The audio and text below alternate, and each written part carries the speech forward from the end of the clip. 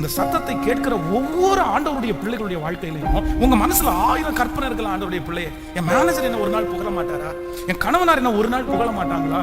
நான் ஒரு நாள் புகழ்ச்சியை தேடி வரமாட்டேனா? ஆனா இன்றைக்கு உங்களுடைய ஜெபத்தை எப்படி மாற்றணும்னா, ஆண்டவரே நீர் ஒரு நாள் என்னை பார்த்து, நீ நல்ல பையன், நீ நல்ல பொண்ணு, நீ எனக்கு பிரியமானவன், நீ எனக்கு பிரியமானவள், ஆண்டவர் மட்டும் உங்களை புகழ்ந்துட்டார் அப்படின்னு சொன்னா, நான் நம்புறேன் இந்த உலகமே உங்களை புகழ்கிற ஒரு நாள் சீக்கிரமாய் வரும். உங்க வீட்டுக்காரங்க ஒரு நாள் உங்களை புகழ்வாங்க, உங்க மேனேஜர் உங்களை புகழ்வாங்க, உங்களை சுத்தி இருக்கிற அனைவருடைய கண்கள்லையும் நிச்சயமாய் உங்களுக்கு ஒரு புகழ்ச்சி. ஆண்டவருடைய சமூகத்திலே வார்த்தைக்காக ஆண்டவருடைய சமூகத்திலே காத்திருந்தேன். அப்போ என்னுடைய இருதயத்தில் இந்த நம்முடைய ஆண்டவரை குறித்து, அவர் தட்டி கொடுக்கிற ஆண்டவர் அப்படின்னா ரொம்ப என்கரேஜ் பண்றவர் அப்படின்றதை நான் கண்டுகொண்டேன். ஆண்டவரிடத்தில் ஒரு பெரிய குணம் இருக்குது. அது என்ன குணம் அப்படின்னு சொன்னா, பலவீனனை அவர் பலவீனன் என்று தள்ளி விடாமல், திறமை இல்லாதவனை அவர் திறமை இல்லை அப்படின்னு அவனை தள்ளி விடாம ஆண்டவர் என்ன பண்றாராமா, அவர்கள் செய்த நல்லதை நினைத்து ஆண்டவர் அவங்களை புகழ்ச்சியாய் வைக்கிறார். வேதம் சொல்லுகிறது, நான் உன்னை கீர்த்தியும் புகழ்ச்சியுமாய் வைக்கிறேன். அப்போ ஆண்டவர் ஒரு மனிதனை தட்டி கொடுப்பது, ஒரு மனிதனை என்கரேஜ் பண்ணுவது, கர்த்தரே ஒரு மனிதனை புகழ்கிறது அப்படின்றது ஒரு பாக்கியமான ஒன்று. நான் சின்ன வயசுலயே எங்களுடைய சர்ச்சில் இருக்கும்போது நான் ரொம்ப நினைச்சது என்ன அப்படின்னு சொன்னா, என்னைக்காவது ஒரு நாள் பாஸ்டர் இந்த மேடையில் என்னை இப்படி நிப்பாட்டி வச்சுட்டு, பென்ஸ் நல்ல பையன், நல்ல ஜெபம் பண்றான், கரெக்டா டைமுக்கெல்லாம் வந்துருவான் அப்படின்னு சொல்ல மாட்டாரா அப்படின்னு நினைச்சிருக்கேன். நான் கீழே உட்காந்து அப்படி நினைப்பேன், இந்த மாதிரி பாஸ்டர் ஒரு நாள் சொன்னா நல்லா இருக்குமே அப்படின்னு சொல்லி. ஆனா நம்ம திட்டு தான் வாங்கியிருக்கிறோம் எல்லாருக்கும் முன்னாடி. அப்போ ஒரு நாள் அது என்னுடைய வாழ்க்கையில மறக்கவே முடியாத ஒரு சாட்சி. ஒரு பாஸ்டர் ஒரு 1 இயருக்கு ஒரு டைம் ஒரு பெரிய ப்ரோக்ராம் சொன்ன வச்சிருவாரு. அதுல ஒவ்வொருத்தருக்கும் ஒரு 2 நிமிஷம் தருவார். அந்த 2 நிமிஷத்துல பாத்தீங்க அப்படின்னு சொன்னா, பாட்டு பாடுறவங்க பாட்டு பாடலாம், வசனம் சொல்றவங்க வசனம் சொல்லலாம், ஒரு பிரசங்கம் பண்றவங்க பிரசங்கம் பண்ணலாம். யாரு பெஸ்ட்டோ அவங்களுக்கு ஒரு first prize, second prize, third prize அப்படி கொடுப்பாரு. அப்போ நான் பேர் கொடுத்துட்டேன், பாட்டுக்கு பேர் கொடுத்தேன். பாட்டே வராது, ஆனா பாட்டுக்கு பேர் கொடுத்தேன். அப்போ எங்க அக்கா கொஞ்சம் பாட்டை கற்றுக் கொடுப்பாங்க. அப்போ அவன் தான் ஒரு பாட்டை கற்றுக் கொடுத்தாங்க, ஒரு ஆர்சி பாட்டு. அப்பா நான் தவறு செய்தேன், நான் கட்டளைந்து ஓடி வந்தேன், என்னை கண்பாரும் முந்தன் பிள்ளை. இந்த பாட்டெல்லாம் பயங்கரமா பிராக்டிஸ் பண்ணி அப்படி பாடணும், இப்படி பாடணும், ஃபர்ஸ்ட் பிரைஸ் நம்ம தாண்டா வாங்கணும், வேற யாருக்குமே கொடுக்க கூடாதுடா, பாஸ்டர் கண்டிப்பா நம்மளை தோலை தட்டி ஃபர்ஸ்ட் பிரைஸ் பென்ஸ் கிடைச்சிருக்கு அப்படின்னு சொல்லணும் அப்படின்னு எல்லாம் பெரிய கற்பனை. அப்போ இந்த போட்டியிலையும் அதுல இருக்கிற பெரிய கொடுமை என்னன்னா, இந்த ஃபர்ஸ்டா கூப்பிட்டாங்கன்னா கூட பரவாயில்ல, இல்ல லாஸ்டா நம்ம பேர் இருந்தா கூட பரவாயில்ல, இந்த இடையில இருக்கு பாருங்க, அடுத்தது அடுத்தது அடுத்தது, அந்த மனசு படபடன்னு இருக்கு பாருங்களேன், அதுலயே பாதி பயம் வந்துடும் நமக்கு. அப்போ இந்த நாட்கள் தாண்டிட்டே இருக்குது, டைம் போயிட்டே இருக்கு, ஒவ்வொருத்தரா செஞ்சுட்டே இருக்காங்க, எப்படியும் நான் அடுத்தது வந்துருவேன் அப்படின்னு நினைக்கிறேன். அந்த டைமுக்குள்ள இந்த சர்ச்சில் ஒர்க் பண்ற சிஸ்டர்ஸ் அவங்க என்னை கூப்பிடுறாங்க, நீங்க வா அப்படின்னு கூப்பிடுறாங்க. நானா அப்படின்னு கேட்டேன், நான் இன்னும் பாடவே இல்லை நானா அப்படின்னு. ஆமா நீங்க வா அப்படின்னா. பாஸ்டர் முடிச்ச உடனே டீ போட்டு கொடுக்க சொல்லுவாரு, பால் இல்லை அந்த வீடு தான், போய் பாலை வாங்கிட்டு வாங்கன்றாங்க, ஒரு 500 மீட்டர். அப்ப நான் சொன்னேன், ஒருவேளை நான் வர்றதுக்குள்ள பாஸ்டர் கூப்பிட்டாருன்னா என்ன பண்ண, இன்னும் 10 பேருக்கு நான் லிஸ்ட்டை பார்த்துட்டேன், இன்னும் நிறைய பேர் இருக்காங்க, நீ போயிட்டு வா. அப்போ நான் அந்த பால் வாங்குறதுக்காக போறேன். போகும்போது நான் நினைச்சிட்டேன் ஓடி வந்துடலாம் அப்படின்னு நினைச்சிட்டு வாளி எடுத்துட்டு அப்படி ஓடி போயிட்டு பாலை வாங்கி அதே மாதிரி ஓடி வரலான்னு பார்த்தா பால் சிந்துது, அது நிறைஞ்சிருந்தனால ஓடி வர முடியல. இப்ப பாலை கொட்டாம எடுத்துட்டு வரணுமா, மெதுவா எடுத்துட்டு வந்தா இங்க அதுக்கடையில பாஸ்டர் என் பேரை கூப்பிட்டு முடிச்சிட்டேன். அடுத்து எல்லாம் முடிஞ்சு கரெக்டா வாசல்ல காலடி எடுத்து வைக்கிறேன், இதோட எல்லாரும் முடிஞ்சிருச்சு, இனி இல்லை அப்படித்தானே, யாராவது பாட வேண்டியது இருக்குதா, யாராவது பிரசங்கம் பண்ண வேண்டியது இருக்குதா அப்படின்னு. நான் அப்போதான் வாசல்ல நிற்கிறேன். ஏய் நீ எங்க போன அப்படின்னு கேட்டாரு. நான் பால் வாங்க போனேன் அப்படின்னு.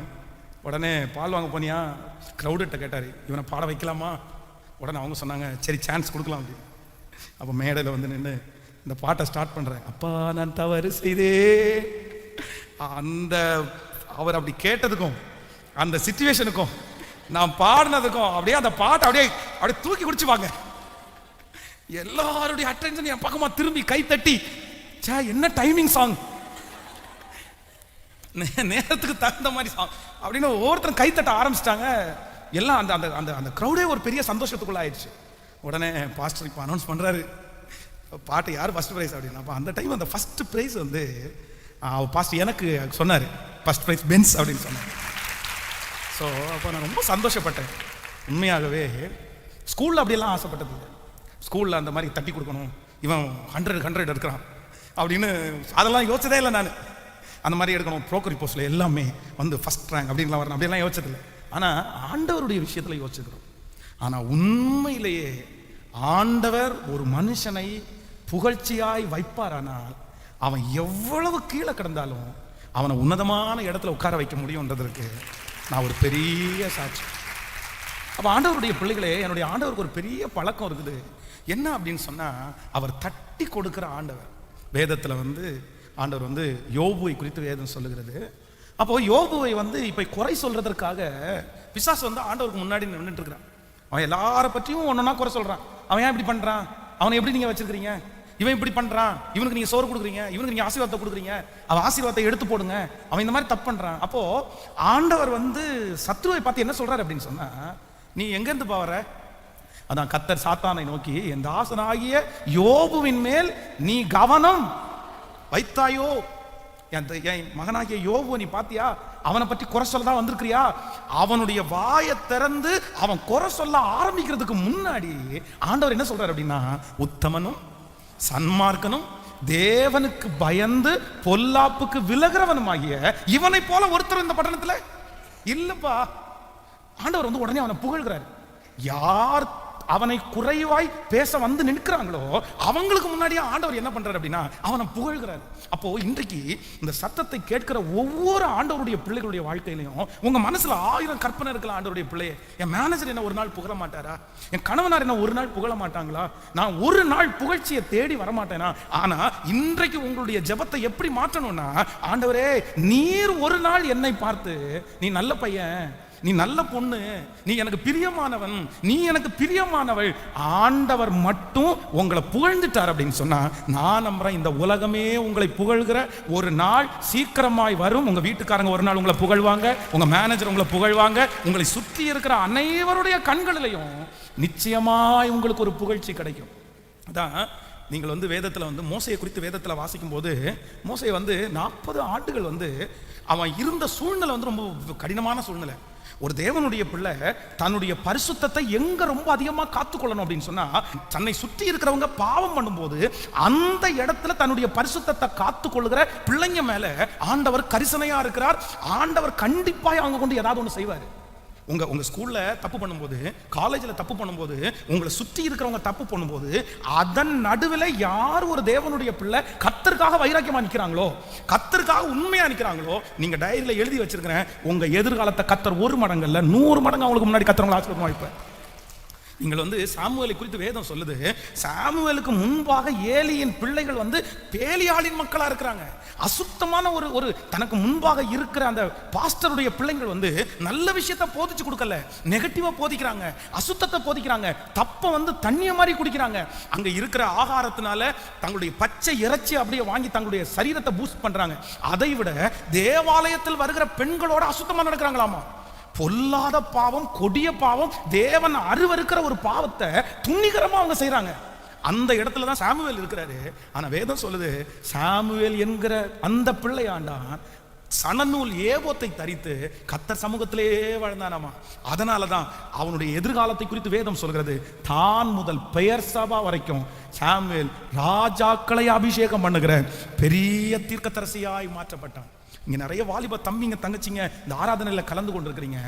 உங்க எல்லாருக்கும் சொல்லுகிற ஒரு பெரிய ஆலோசனை என்ன அப்படின்னா, உங்க வாழ்க்கையில இருக்கிற சவாலே ஆண்டவர் உங்களை தெரிந்து கொள்வதற்கு, ஆண்டவர் உங்களை நம்புவதற்கு நீங்க ரொம்ப செய்ய வேண்டியது என்ன தெரியுமா?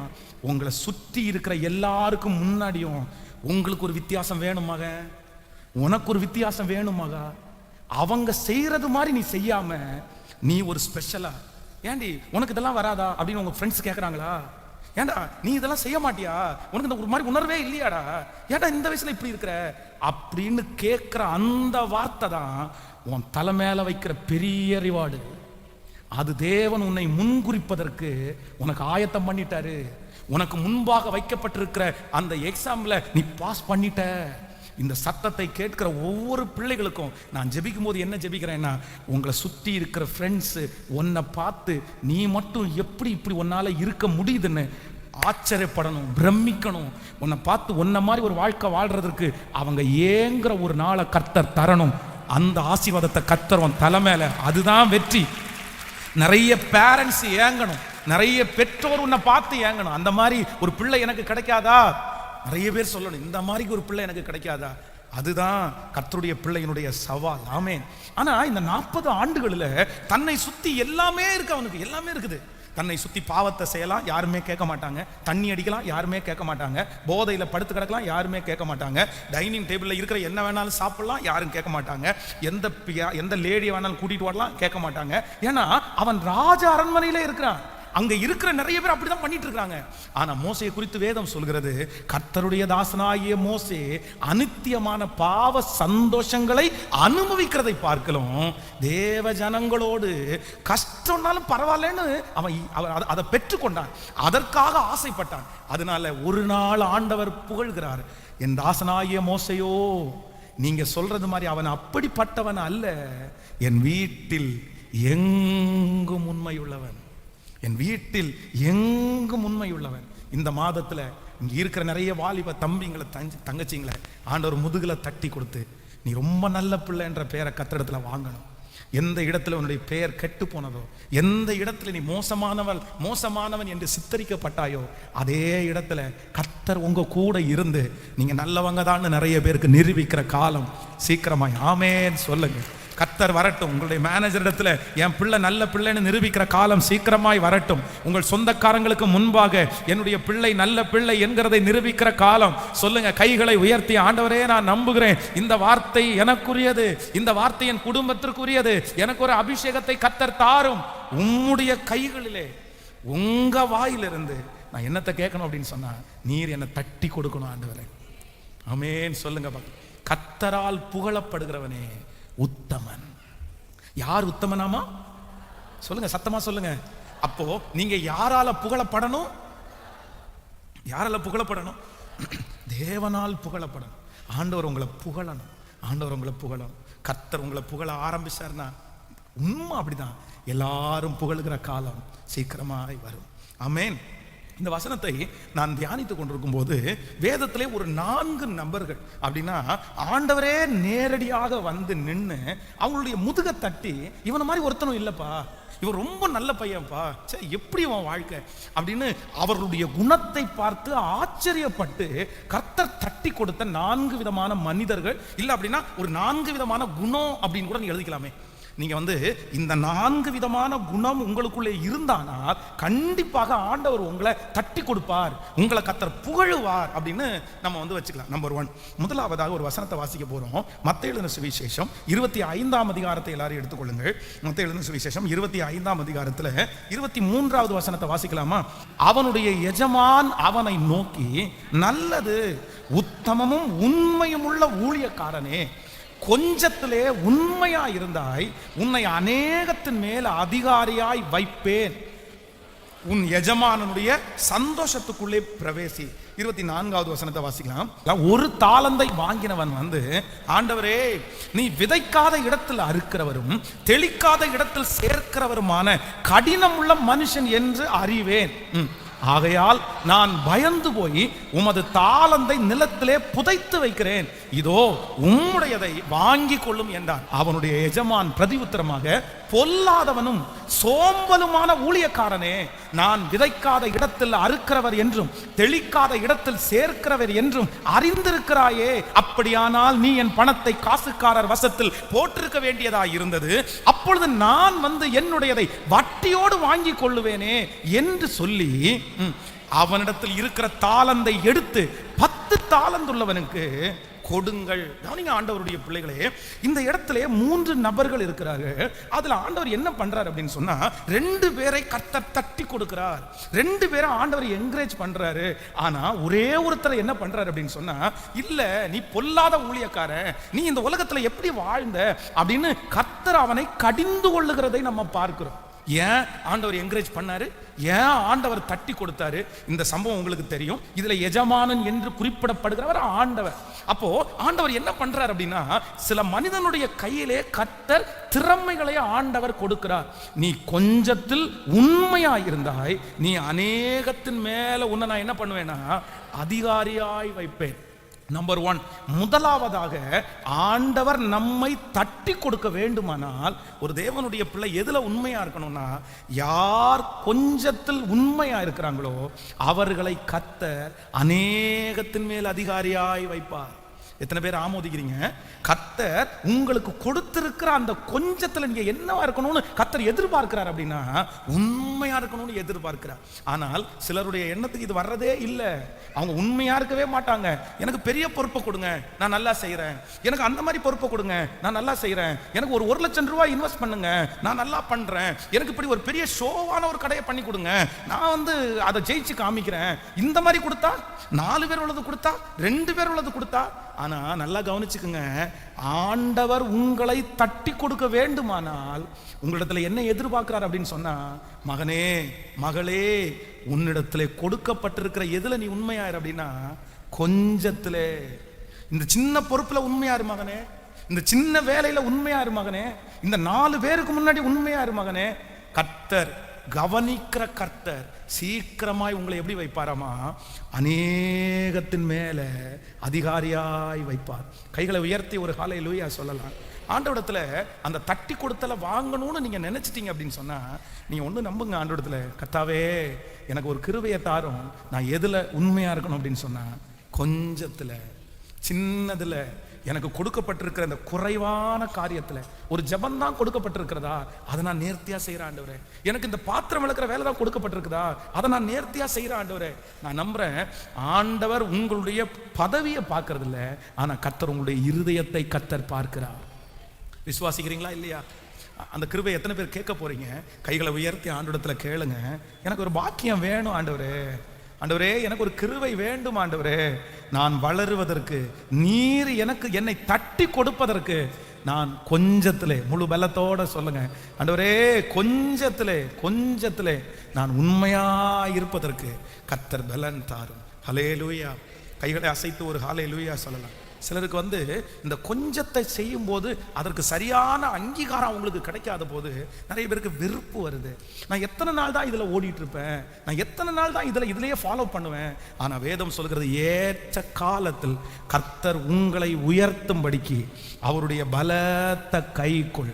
நான் நம்புறேன் இந்த ஜெபத்தில் இருக்கிற உங்களுடைய கொஞ்சத்தில் யாரெல்லாம் உண்மையா இருக்கிறீர்களோ, ஒரு நாள் கர்த்தர் உங்களை அநேகத்தின் மேலே கர்த்தர் அதிகாரியாய் நிறுத்துவார். நீங்க உண்மையா இருக்கிறது கர்த்தருக்கு தெரியும், நீங்க உண்மையாய் நடப்பது தேவனுக்கு தெரியும். பரலோகத்தின் தேவனாகிய கர்த்தர் இந்த கொஞ்ச பொறுப்புல நீங்க உண்மையா இருக்கிறதை, அதற்காக ஜீவனையோ நீங்க கொடுக்கிறதை, அதற்காக உங்களுடைய முழு முயற்சியை நீங்க பயன்படுத்துகிறதை கர்த்தர் கணக்கிலே வைத்திருக்கிறார். நான் நம்புகிறேன், நீங்கள் நிற்கிற, நீங்கள் வேலை செய்கிற, நீங்கள் பணிபுரிகிற அதே இடத்துல கர்த்தர் ஒரு நாள் உங்களை பெரிய பொறுப்புகளை கொடுத்து, ஆமேன் சொல்லுங்கள், பெரிய வசதிகளை கொடுத்து, கரங்களை தட்டும் போதே அது நடக்கிறது. நிறைய பேர் ஆண்டவர் உங்களை அங்கீகரிப்பார். கர்த்தர் அங்கீகரிச்ச அடுத்த நிமிஷத்துல உங்க மேனேஜர் இந்த பொறுப்பை வைத்துக்கொள், இந்த பொறுப்பை வைத்துக்கொள் என்று உங்களை பார்த்து சொல்லுகிற ஒரு நாட்கள் வரும். ஹல்லேலூயா. நான் ஜெபிக்கிறேன், ஆண்டவரே நான் எதுல உண்மையா இருக்கணும் அப்படின்னு சொன்னா கொஞ்சத்துல உண்மையா இருக்கணும். ஆமென். நேற்றைய தினத்தில் என்னுடைய மனசில் ஒரு பெரிய காமெடி மாதிரி இருந்துச்சு. அப்படின்னா நேற்றைக்கு கொஞ்சம் லேட்டாக, ரொம்ப நிறைய நேரம் தியானிச்சுட்டு ஜெபம் பண்ணிகிட்டே இருந்தேன். அதனால் கொஞ்சம் லேட்டாக தான் தூங்கினேன். அப்போ பிள்ளைகள் எல்லாம் பார்த்தீங்க அப்படின்னு சொன்னால் சீக்கிரமாகவே படுத்து தூங்க போயிட்டாங்க. போய் படுத்துட்டாங்க. ஒரு அரை தூக்கம் முடிஞ்சு. அப்போ பாஸ்டர் மாதிரி கேட்டால் பசங்க தூங்கிட்டாங்களான்னு கேட்டால் தூங்கிட்டாங்க அப்படின்னு. ஒரு 11 மணி இருக்கும். 11 மணிக்கு பார்த்தீங்கன்னா சின்ன எந்திரிச்சு நான் இன்னும் சாப்பிடவே இல்லைங்க. எத்தனை மணிக்கு? 11 மணிக்கு. நான் அப்போ அவனை பார்த்து கேட்டேன், ஏன்னா சாப்பிட்டான்னா சாப்பிடலன்னா என்ன, நீ தான் படுத்து அரை தூக்கத்தை முடிச்சிட்டியே, படுத்து கொரட்டை விட்டு அரை தூக்கத்தை முடிச்சு 11 மணிக்கு எந்திரிச்சு நான் இன்னும் சாப்பிடலை அப்படின்னு கேட்டு, இனி போய் படுக்க போறோம், தூங்கிடலாம், பிரச்சனை இல்லை, சாப்பிடாம எல்லாம் படுக்க முடியாது நம்மளால. அதுக்கப்புறம் பார்த்தீங்க அப்படின்னா ஒரு 4 தோசையை சாப்பிட்டு திரும்பி போய் படுத்து தூங்கிட்டு இருக்கிறான். எனக்கு ஆச்சரியமா இருந்துச்சு. பாருங்க, நம்ம ஆட்கள் பார்த்தீங்கன்னா சாப்பாட்டில் கூட அவ்வளோ உண்மை. அதை விட்டு கொடுக்க முடியாது. அந்த கொஞ்சத்துல இன்னைக்கு இன்னைக்கு டெய்லி தான் சாப்பிட்றோம், இந்த ஒரு நேரம் தூங்கினா கூட விழிச்சு எழும்பி எனக்குரிய பங்கை கொடுத்துருப்பா. இது ரொம்ப கவனமா இருக்கணும் ஆண்டவருடைய பிள்ளைகளே. உங்களுக்கு பிடித்த காரியத்தில் மட்டுமல்ல, எனக்கு பிடிச்சா நான் செய்வேன், எனக்கு பெஸ்டா தந்தா நான் செய்வேன், எனக்கு இப்படி ஒன்று தாங்க நான் பண்றேன், எனக்கு இப்படி ஒன்று கொடுங்க நான் பண்றேன். நிறைய பேருடைய மனசுல என்ன இருக்கு அப்படின்னு சொன்னா அது மட்டும்தான் இருக்கு. எங்க அம்மா என்ன நான் நினைச்சது மாதிரி என்ன படிக்க வைக்கல, நான் நினைச்ச அந்த அந்த கோர்ஸ் எனக்கு தரல, எனக்கு இது இப்படி தரல, நான் அதனால பெருசா சைன் பண்ண முடியாது, நான் அதனால பெருசா இது பண்ண மாட்டேன். இல்லவே இல்லை. கர்த்தர் உங்க கையிலே கொடுக்கிறது எதுவோ சில பிள்ளைகளுக்கு வந்து ரொம்ப கஷ்டம். என்ன கஷ்டம் இருக்கும் அப்படின்னு சொன்னா, நான் நினைச்சது மாதிரி படுக்க வைக்கிறேன். என்ன டாக்டர் படிக்க வைக்க சொன்னேன்ல, டாக்டர் படிக்க வைக்கிறதுக்கு என்ன ஈஸியா? குடும்பத்தில் மொத்த பேருடைய கிட்னி வித்தினாலும் பார்த்தாது இல்லை. அது நம்ம பிள்ளைங்க வந்து சில டைம் விளையாட்டா சொல்லிடுவாங்க, என்ன டாக்டர் படிக்க வைங்க, என்ன டாக்டர். ஒரு இன்னைக்கு எல்லாம் ஒரு டாக்டரை படிக்க வைக்கணும்னா ₹1 கோடி தேவை. அந்த அளவுக்கு வசதிகள் நமக்கு இருக்காது. கர்த்தர் ஏதோ ஒரு வழிகளை நம்ம தரலாம். அம்மா என்ன படிக்க வைக்கல, நான் வந்து டாக்டரா படிக்க வேண்டியவன், நான் என்ன இன்ஜினியரா படிக்க வேண்டிய, அன்னைக்கு மட்டும் என்ன படிக்க வச்சிருந்தாங்கன்னா நான் இந்த மாதிரி ஒரு வேலை வந்திருப்பேனா, நான் இந்த மாதிரி ஒன்று செய்வேனா? உண்மையிலே கர்த்தருடைய பிள்ளைகளே, அப்படி நினைக்கிற, அப்படி மனசு இருக்கிற நீங்க ஒரு நாளும் உங்க வாழ்க்கையில உயரவே முடியாது. ஆனால் ஆண்டவர் அந்த சூழ்நிலையில உங்களுக்கு எதை தர்றாரோ அதை மனரம்யமா ஏற்றுக்கொண்டு, கர்த்தர் எனக்கு இப்ப கொடுத்திருக்கிற இந்த கொஞ்சத்துல நான் உண்மையா இருப்பேன்னு நீங்க வாக்கு கொடுங்க. நான் நம்புறேன். நீங்க எழுதி வைங்க டைரியில, ஒரு நாள் கர்த்தர் உங்களை தட்டி கொடுத்து நீ கொஞ்சத்துல உண்மையா இருந்ததுனால மனிதர்கள் மறந்தாலும் கர்த்தர் உங்களை மறக்க மாட்டார். அதற்கு ஒரு உயர்வு உங்களை தேடி வரும். நன்றாய் கரங்களை தட்டி நீங்க உண்மையா இருந்ததனுடைய பலனை கர்த்தர் உங்களுக்கு தருவார். தராம போகவே மாட்டார். அவர் நீதி உள்ள நியாயாதிபதி என் கர்த்தர். பக்கத்துல ஒரு 3 பேருடைய கரத்தை பிடிச்சு சொல்லுங்க, கர்த்தர் உங்களுக்கு கொடுத்த கொஞ்சத்துல நீங்க உண்மையா இருங்க. சொல்லுங்க, நீங்க உண்மையா இருங்க. நீங்க மனப்பூர்வமாய் அதை செய்யுங்கள். நீங்க முழு இருதயத்தோட அதை செய்யுங்க. அப்பா நீங்க என்ன பண்ணுவீங்கன்னா ஆண்டவருடைய தட்டி கொடுத்தல நீங்கள் சீக்கிரத்திலே காண்பீர்கள். ஹல்லேலூயா.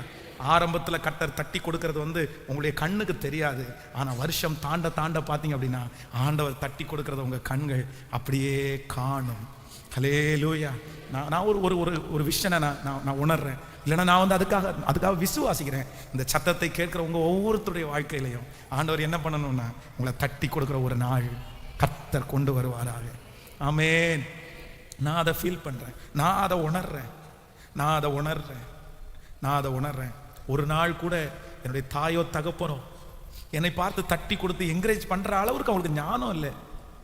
அவங்க தட்டி கொடுக்கலன்னு அவங்கள குற்றப்படுத்தலை. அந்த மாதிரி ஒரு ஞானம் கூட எங்க தாய் தகப்பனுக்கு இல்லை. ஐயோ பிள்ளை இந்த மாதிரி நல்லா செஞ்சான், அதை சொன்னா வந்து என் பிள்ளை வந்து சந்தோஷப்படுவான்னு கூட எங்க அம்மா அப்பாவுக்கு தெரியல. ஆனா ஆண்டவர் எவ்வளவு பெரியவர் இல்லை, கர்த்தர் எவ்வளவு பெரியவர் இல்லை. ஆமென் சொல்லுங்க பார்க்கலாம். ஹல்லேலூயா. ஃபர்ஸ்ட் என்னுடைய வாழ்க்கையினுடைய உயர்வுக்கு எங்கள் தாயார் கொடுத்தது ₹3, ₹3, ₹3. அந்த ₹3 ஏதாவது பிஸ்னஸ் பண்ணணுமா, எனக்கு நான் ஏதாவது பண்ணுறேன், நீங்கள் கொடுத்தீங்கன்னா ஏதாவது செய்வேன் அப்படின்னு சொல்லும்போது எங்கள் அம்மா ₹3 கொடுத்தாங்க. அப்போ அந்த ₹3 கையில் வச்சுட்டு ஒரு சாக்கு பையை எடுத்து, அந்த நாட்களில் வந்து எங்களுடைய ஊரில் இந்த பழைய பிளாஸ்டிக் பொருட்கள் எல்லாம் இன்றைக்கெல்லாம் பார்த்தீங்கன்னா புது பொருளை வச்சுட்டு பழைய பொருளை கொடுத்து புது பொருளை கொடுத்துட்றாங்க. அது ஒரு வேலை, அது ஒரு தொழில் மாதிரி இருக்குது. ஆனால் அன்னைக்கெல்லாம் இந்த பழைய பொருளை அது மட்டும் வாங்குவாங்க. அது ரொம்ப கேவலமாக நினைக்கப்பட்டது. அதுவும் அந்த கேர்ள்ஸ் எல்லாம் ரொம்ப மோசமாக நினைப்பாங்க. இந்த பிள்ளைகளுக்கு பார்த்தீங்கன்னா கிராமத்தில் இருக்கிற பிள்ளைகளுக்கு வந்து பார்த்தா அமைதியாக தான் இருக்கும். ஆனால் அது நக்கல் பண்ணுறது அப்படியே தெரியும் நமக்கு. அப்படியே கேவலமாக ஒரு சிரிப்பு சிரிப்பாங்க, கேவலமாக ஒரு பார்வை பார்ப்பாங்க, நம்ம செத்தது மாதிரி இருக்கும். அன்னைக்கு அப்படி அப்போ அந்த ₹3 வாங்கிட்டு அந்த சாக்கு பையை போட்டுட்டு அந்த ₹3 கொண்டு போய் அதை ₹7 மாற்றி அதை வாங்குறது பொண்ணு. அப்புறம் போய் தூரத்தில் இருக்கிறதெல்லாம் பொறுக்கி சாக்கில் போட்டு அதை விற்று நீங்கள் ₹3 கொடுத்தீங்கம்மா, அந்த ₹3 ₹7 கொண்டு வந்துருக்கேன். உடனே அந்த ₹7 என் கையில் எங்கள் அம்மா திருப்பி தந்து இந்த ₹7 வச்சு அடுத்து டெவலப் பண்ணு, அடுத்து கொண்டு போவோம் சார். அதெல்லாம் மறக்கவே முடியாது. அப்போ இன்று நான் நம்புகிறேன், அந்த உணர்வை அந்த வயதிலேயே கொடுத்த கர்த்தர் ரொம்ப நல்லவன். ஹல்லேலூயா. இங்கே இருக்கிற ஒவ்வொரு வாலிப தம்பிக்கும் தங்கச்சிக்கும் சொல்கிறேன், உன்னை அன்பாய் கேட்கிறேன், தட்டி கொடுக்கறதுக்கு ஒருவரும் இல்லாமல் வளர்ந்தவன். என்கரேஜ்மெண்ட்னா என்னன்னே தெரியாதுப்பா, எனக்கு என்னன்னே தெரியாதுப்பா. நீ நல்லா இருக்கிற அப்படின்ற ஒரு வார்த்தையை என் காதுகளில் கேட்டதே இல்லைப்பா. நீ அழகா இருக்க, நீ படிச்சிருக்க, அந்த மாதிரி ஒரு வார்த்தை, பிச்சைக்காரன்ற வார்த்தையை கேட்டிருக்கிறேன், ஏழைன்ற வார்த்தையை கேட்கிறேன், சோறு தின்ன வந்தேன்ற வார்த்தையை கேட்டிருக்கிறேன். என்னை குறித்து மட்டமான வார்த்தை என்னென்ன கேட்கணுமோ எல்லாத்தையுமே கேட்டிருக்கேன். எங்க அப்பாவை திட்டுவாங்க, அவன்லாம் எதுக்கும் நான் பெத்தெடுத்தான், அவனை அப்படியே கொல்ல வேண்டியதானே, எல்லாம் அப்படியெல்லாம் கேட்டிருக்கிறேன். ஆனால் நான் நம்புறேன், ஒரு தட்டி கொடுத்தலும் இல்லாத என்னுடைய வாழ்க்கையில் இயேசு என் வாழ்க்கையில் வந்து ஒவ்வொன்றாய் தட்டி கொடுத்தேன். ஸோ ஒவ்வொன்றா உற்சாகப்படுத்தினேன், ஒவ்வொன்றாய். முதல்ல பரிசு வாங்கினது சர்ச்சில் தான், முதல்ல என்கரேஜ் பண்ணப்பட்டது சர்ச்சில் தான். எல்லாம் எனக்கு எங்கே தான் கிடச்சிச்சுன்னா ஃபஸ்ட்டு தேவ சமூகத்தில் தான் கிடச்சிருச்சு. சில வேளை இந்த ஜெபத்தில் இருக்கிறவங்களுக்கு சர்ச்சில் கூட கிடைக்காம கூட போயிருக்கலாம். ஆனால் நான் நம்புறேன், உங்களை கனப்படுத்துவதற்கு யார் இருக்கான்னா, நீங்கள் எதில் உண்மையாக இருக்கணும், கொஞ்சத்தில் அற்பமாக நினைக்காதீங்க. ஒரு நாள் உலகமே மெச்சிக்கொள்கிற ஒரு நாளை கர்த்தர் தருவார். ஹல்லேலூயா. நம்புறீர்களா? விசுவாசிக்கிறீங்களா? கைகளை உயர்த்தி இயேசு நல்லவர் சொல்லுங்க. ஆண்டவரே நீ நல்லவர், எனக்கு அப்படிப்பட்ட ஒரு கிருபை வேண்டும். உங்களை கர்த்தர் ராஜாக்கள் மத்தியில் நிற்க வைப்பாராக, உயர் ஸ்தலங்களில் கர்த்தர் கொண்டு போய் அமர செய்வாராக. ஆமென். ஆண்டவர் உங்களோடு கூட இருக்கிறதை நிரூபிப்பாராக. ஸ்தோத்திரம். நம்பர் 2, இரண்டாவதாக வேகமாய் நம்ம எடுத்துக்கலாம். ரெண்டாவதாக ஆண்டவர் வந்து நேரடியாக வந்து கர்த்தர் வந்து ஒருத்தங்களை தட்டி கொடுக்குறாரு. ரொம்ப ஆச்சரியமா இருந்துச்சு. லூக்கா எழுதின சுவிசேஷம் 18ஆம் அதிகாரத்திற்கு வாருங்கள். லூக்கா எழுதின சுவிசேஷம் 18ஆம் அதிகாரத்தில் 14வது வசனத்தை வாசிக்கும் போது, அவன் அல்ல இவனே நீதிமானாக்கப்பட்டவனாய் தன் வீட்டிற்கு திரும்பி போனான் என்று உங்களுக்கு சொல்லுகிறேன். ஏனெனில் தன்னை உயர்த்துகிற எவனும் தாழ்த்தப்படுகிறான், தன்னை தாழ்த்துகிற எவனும் உயர்த்தப்படுகிறான். போதும் ஆண்டவருடைய பிள்ளைகளே, கவனிங்க. எல்லாரும் கவனிக்கிறீங்களா? கைகளை அசைத்து ஒரு ஹல்லேலூயா சொல்லுங்க. பக்கத்தில் இருக்கிறவங்க கையை பிடிச்ச ஆண்டவர் உங்களோட இருக்காருன்னு சொல்லுங்க. தெளிவாக இருக்கிறீங்கல்ல? ஆமென். எனக்கு வந்து உண்மையிலே வந்து நீங்கள் யாராவது தூங்குனீங்கன்னா என்னால் பிரசங்கம் பண்ண முடியாது. சிலர் வந்து தூங்கினாலும் பிரசங்கம் பண்ணிடுவாங்க, பட் நமக்கு அது டிஸ்டர்பன்ஸாக தான் இருக்கும். நீங்கள் அப்படி இல்லைன்னு நினைக்கிறேன். ஆமென். கைகளை அசைத்து ஒரு ஹல்லேலூயா சொல்லலாம். ஃபர்ஸ்ட் சர்வீஸும் அப்படி தான் இருந்துச்சு. இந்த லைட்டு கம்மியாக இருக்கிறதுனால உங்கள் முகம் ரொம்ப டல்லாக தர மாதிரி இருக்குது. நீங்கள் எல்லாம் இருட்டுக்குள்ளே உட்காந்துருக்கிற மாதிரி அந்த விழிப்பாக இருக்கிறீங்கல்ல. ஸோ இந்த இடத்துல ஆண்டவருடைய பிள்ளைகளே ரொம்ப அழகான ஒரு வார்த்தை. அப்படின்னா 2 பேர், இங்கே 2 பேர். ஒருத்தன் தட்டி கொடுக்கப்படுகிறான், ஒருத்தன் வந்து வேணாம் அவனுடைய. ஆனால் உண்மையிலே தட்டி கொடுக்கப்பட வேண்டியவன் யார் அப்படின்னு சொன்னா ஆப்போசிட்ல இருந்த கேரக்டர் தான். அவன் என்ன சொல்றான் அப்படின்னு சொன்னா, நான் என்ன தட்டி கொடுங்க, என்ன என்கரேஜ் பண்ணுங்க. ஏன் அப்படின்னு சொன்னா, நான் உபவாசம் இருக்கிறேன், நான் தசம பாகம் செலுத்துகிறேன், நான் சர்ச்சுக்கு கரெக்டா வரேன், நான் எல்லாத்துலயும் பர்ஃபெக்டா இருக்கிறேன், நான் நீதிமான். ஆண்டவரே என் பக்கத்திலே வாரும், என்னை ஆசீர்வதியும், என்னை தட்டி கொடும், என்னை என்கரேஜ் பண்ணும், என்னை உயர்த்தி நிறுத்தும் அப்படின்னு அவன் சொல்லிட்டே இருக்கிறான். ஆனா ஒருவன் என்ன பண்றான் அப்படின்னு சொன்னா, இவனுடைய வாழ்க்கையும் குறைஞ்சதெல்லாம் கிடையாது. நான் நம்புறேன், இவனும் தட்டி கொடுக்கப்பட வேண்டியவன் என்று அவன் தான் மனசுல நினைக்கிறானே தவிர, ஆனா அவனுடைய வாழ்க்கை அப்படிப்பட்டது கிடையாது. இவனை விட அவன் கேரக்டர் ரொம்ப கரெக்டான ஆளு. நான் தப்பு பண்ணிட்டேன், நான் சரியா வாழல, நான் ஒரு சரியான முன்மாதிரி கிடையாதுன்னு சொல்லி வீட்டிலே உட்காந்துருக்கல. நான் ஆண்டவரை தேட மாட்டேன்னு நினைக்கல. ஆனா அவன் என்ன பண்றான்னா, கர்த்தரை அதுவே பெரிய குவாலிட்டி, அதுவே அவனை தட்டி கொடுக்க வேண்டியது. இப்போ வந்துட்டு ஆண்டவரே நான் தட்டி கொடுக்கறதுக்கு தகுதியான ஆள் இல்லை, ஒன்று பண்ணுங்க. அவன் தட்டி கொடுக்கறதுக்கு தகுதியான ஆளு, பாவியாகிய என்மேல் கிருபையாயிரும். அந்த ஒரே ஒரு வார்த்தை ஆண்டவர் போய் அவன் தோளை தட்டி, அவன் அல்ல இவனே நீதிமானாக்கப்பட்டவனாய் கர்த்தர் என்கரேஜ் பண்றாரு. அப்போ ஆண்டவருடைய கண் உங்களை வந்து தட்டி கொடுக்கிறதுக்கு, என்கரேஜ் பண்றதுக்கு உங்களுடைய கேரக்டர்ல எதுல ஆண்டவர் பார்க்கிறார் அப்படின்னா, தாழ்மை உள்ளவனுக்கு கர்த்தர் கிருபை அளிக்கிறார். எத்தனை பேர் ஆமோதிக்கிறீங்க? கைகளை அசைத்து ஒரு ஹல்லேலூயா சொல்லலாம். நல்லா கவனிங்க.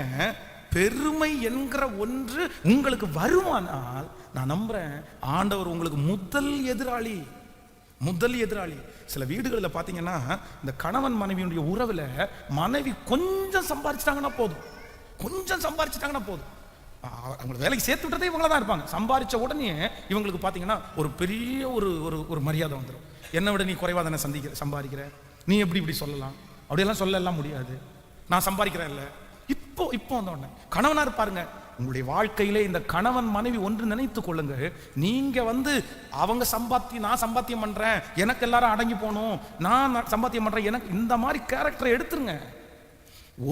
ஒருத்தர் தாழ்ந்திருக்கும் போது உதவி செய்யறதுக்கு ஒருத்தர் கர்த்தர் வச்சிருக்கிறாரு, இன்னொருத்தர் தாழ்ந்திருக்கும் போது இன்னொருத்தர் உதவி செய்யறதுக்கு கர்த்தர் வச்சிருக்கிறாரு. இதுல ரொம்ப கவனமா இருக்கணும். உங்களுடைய அநியாயம் கர்த்தர் சமூகத்தில் போய் நின்றக்கூடாது. நிறைய பேர் அப்படிப்பட்ட கேரக்டர்ல மாறிடுறாங்க.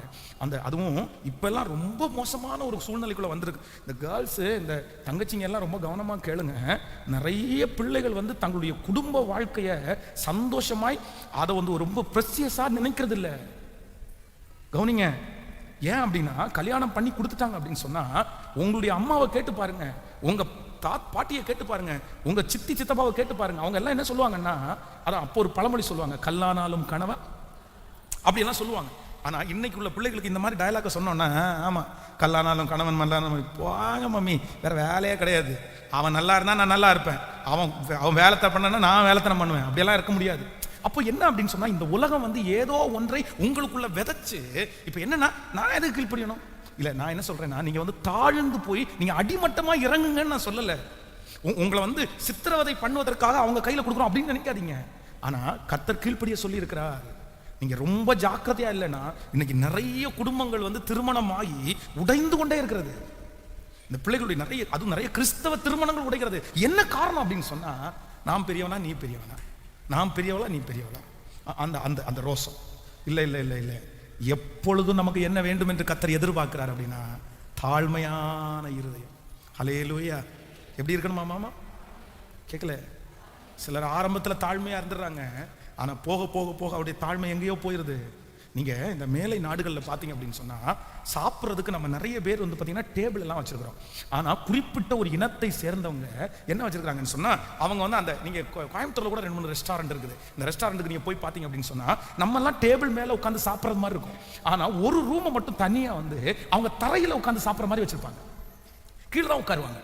கீழே உட்காந்து, அது நீங்க பாத்திருக்கீங்களான்னு தெரியல, அந்த இடத்துல பெரிய பெரிய காரு, பெரிய பெரிய வசதி உள்ளவங்க வந்து பாத்தீங்கன்னா தரையில உட்கார்ந்து அப்படியே சாப்பிடுவாங்க. அப்ப எனக்கு ஆச்சரியமா இருக்கும். பாருங்க, நம்முடைய திருச்சபையில இன்னைக்கு நிறைய பேர் தரையில நீங்க உட்கார்ந்துருக்கீங்க. இது ஒரு தாழ்மையினுடைய அடையாளம். கண்டிப்பாக இது ஒரு தாழ்மையினுடைய அடையாளம். ஏன் அப்படின்னா, ஆனா இது எத்தனை நாள் நீடிக்கும்னு எனக்கு தெரியல. இன்னைக்கு வசதிகள் வந்து மாறுகிறது. ஏன்னா ரொம்ப நேரம் நீங்க உட்காந்து செய்தி கேட்கும்போது இந்த குறுக்கு வலிக்கும். அதனால நிறைய பேர் என்ன பண்ணா, மேல உட்காந்துருக்காங்க.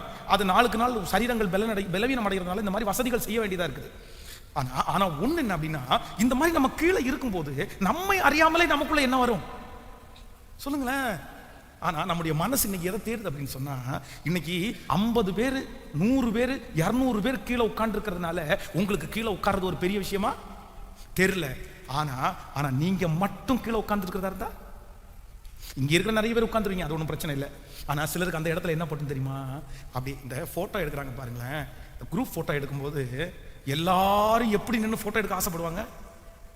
ஹலோ, கேட்கல? எல்லாரும் நின்றுட்டு எடுக்கிறதுக்கு ஆசைப்படுவாங்க. ஆனா யாருடைய போட்டோ தெளிவா விழும்?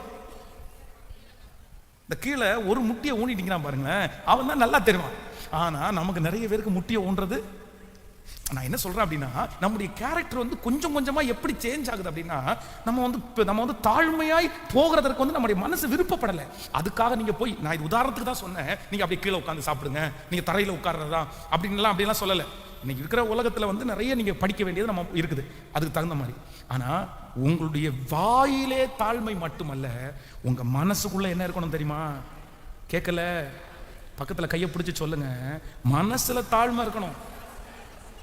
அப்படி குனிஞ்ச போஸ்டர் பிரதர் அப்படின்னு விட்டா அப்படியே தரையில குனிஞ்சிடுவாங்க போல தெரியும். என்ன தாழ்மை சிஸ்டர், என்ன தாழ்மை பிரதர், அப்படி வீட்டில் போய் பார்த்தா தான் தெரியும். அப்படி என்னையா, என்ன அப்பாட்ட சொல்லவா, இல்ல தம்பிகிட்ட சொல்லவா, கூப்பிடவா யாரையாவது ஒருத்தரை? எங்க அப்பா நாட்டாம தெரியும்ல, எங்க அப்பா போலீஸ்காரர் தெரியும்ல. அப்போ உள்ளத்துக்குள்ள என்ன இருக்குது? இருதயத்துக்குள்ள பெருமை இருக்குது. ஆனா வெளித்தோட்டத்துக்கு என்ன பாக்குறது? அப்படியே தாழ்மையா. நான் சொல்றேன், யார்கிட்ட நடிக்கிறீங்க? நீ யார்கிட்ட நடிக்க முடியும்? ஆண்டவர் முகத்தை பார்க்கல, எதை தான் பார்க்கிறாரு? கண்டுபிடிச்சிருவாரு நீ பெருமை உள்ள ஆளுன்னு, ஈஸியா கண்டுபிடிச்சிருவாரு. கர்த்தருக்கு அது பிரியம் இல்ல. நான் எப்படி, நான் அப்படி இல்ல இல்ல. உங்களுடைய சில நேரத்திலே உங்களுடைய பேச்சு ஒருவேளை உங்களை பெருமையா பேசுற மாதிரி காமிச்சுக்கலாம். சிலர் அப்படிதான் நினைப்பாங்க. அந்த பேசும்போது பாத்தீங்க அப்படின்னா அவங்க வந்து அவங்களுடைய சாட்சி மாதிரி பெருசா பேசுவாங்க. ஆனா சிலருடைய பார்வைக்கும் பெருமை பீத்துறாங்க அப்படின்னு சொல்லுவாங்க. ஆனா உண்மையிலேயே அவங்க மனசு எப்படி இருக்கும்? அவங்களுடைய வே ஆஃப் அந்த டாக்கிங் வேணா அப்படி இருக்கலாமே தவிர மனசுக்குள்ள அவங்களுக்கு தாழ்மை இருக்கும். அப்போ அதை பார்த்த உடனே பெருமை பிடிச்ச ஆள் நம்ம சொல்ல முடியாது. சிலருக்கு பாத்தீங்க அப்படின்னா பவ்யமா உள்ள பேசுவாங்க, வெளியே பேசுவாங்க, ஆனா மனசு ஃபுல்லா என்ன இருக்கும்? ஆனா நீங்க செக் பண்ணுங்க, உண்மையா மனசளவுக்கு நீங்க தாழ்மை உள்ளவர்களா? உங்களுக்கு ஒரு பெருமையும் வரது இல்லையா? சொல்லுங்க, ஒரு பெருமையும் வரது இல்லையா? இல்ல, ஆண்டவர் இங்க ஒருத்தரை தட்டி கொடுக்கிறாரு. யார தெரியுமா? அவன் அல்ல, தன்னை தாழ்த்துகிற எவனும். சொல்லுங்க சத்தமா, கையை உயர்த்தி சொல்லுங்க. சாகிற வரைக்கும் எனக்கு பெருமை மட்டும் வந்துடவே கூடாது ஆண்டவரே. இல்லை, நல்ல சத்தமாக சொல்லுங்க ஆண்டவருடைய பிள்ளைகளை சொல்லுங்க, எல்லாரும் சொல்லுங்க, ஆண்டவரே எனக்கு பெருமை மட்டும் வந்துடக்கூடாது. முழு பலத்தோட சொல்லுங்க, எனக்கு பெருமை மட்டும் வந்துடக்கூடாது ஆண்டவரே. நான் பெருமை பற்றவே கூடாது ஆண்டவரே. எப்பொழுதும் நான் என்னவா இருக்கணும்னா, பரவாயில்ல என்னை குற்றவங்க குட்டட்டும், திட்டுறவங்க திட்டட்டும், ஆனா நான் என்னை தாழ்த்த தாழ்த்த தாழ்த்த லட்சங்களுக்கு முன்பாக ஆண்டவர் என்ன பண்ணுவார் அப்படின்னா பெருமைப்படுத்தி கொண்டே இருப்பார். ஹல்லேலூயா. உங்களுக்கு ஒரு எச்சரிப்பின் செய்தியை சொல்றேன், ஒரு எச்சரிப்பின் செய்தியை சொல்றேன். எனக்கிட்ட சம்பளம் வருது, எனக்கிட்ட பதவி இருக்குது.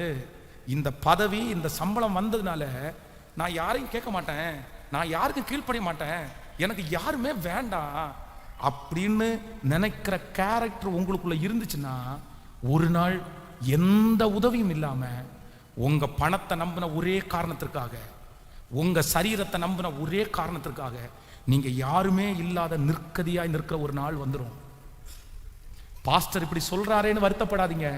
என் கண்ணால பார்த்ததை சொல்றேன் தேவ பிள்ளையே, கண்ணால பார்த்தது, அப்படியே நேருக்கு நேர் பார்த்துருக்கிறேன். கணவனை துச்சமாய் நினைத்து, ஒரு கவர்மெண்ட் ஜாப் ஒரு பிள்ளைக்கு கிடைச்சிருச்சு, அவ்வளவுதான். யாரையும் மதிக்கிறது இல்லை, யாரையும். என்ன விட நீ தானே சம்பளம் கம்மியா வாங்குற, பொறுத்து பொறுத்து பார்த்தார், அவரால் முடியல.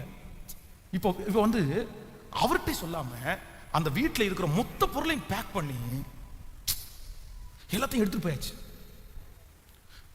தனி ஒரு இடத்துல அந்த மனுஷன் அழுத அழுக, அவங்க அப்பா அவங்க அம்மா நீ வாப்பா நீ வாப்பா, எங்கேயுமே ஆறுதலுக்கு போக முடியல.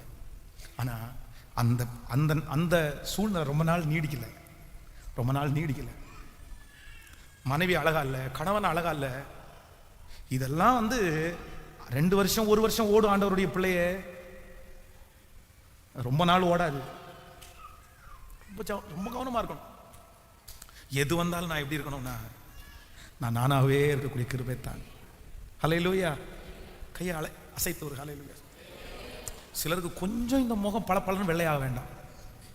நான் வெள்ளையா இருக்கேன், எனக்காக எல்லாரும் கீவில் வந்து லைனா நிற்கணும். என் பிள்ளை அவன் கேட்டான், என் பிள்ளை இவன் கேட்டான், என் பிள்ளை இவங்க கேட்டாங்க, டாக்டர் கேட்டான், இன்ஜினியர் கேட்டான். கல்யாணம் ஆகி 10 வருஷம் தாண்டி சொல்ற வார்த்தை அப்படி தான். எனக்கு அப்பவே ஒருத்தர் வந்து கேட்டாரு, அவர் இன்னைக்கு பாருங்க, அவர் கேட்டார், எங்க அம்மா கொடுக்க வேணாம்னு நினைச்சு இந்த குரங்கு கையில் பிடிச்சி கொடுத்துட்டாங்க. இது என்ன பேச்சு? இவர் பெரிய அழகியாமா இல்லை இவர் பெரிய அழகனாமா? இவங்க ரொம்ப அப்படியே.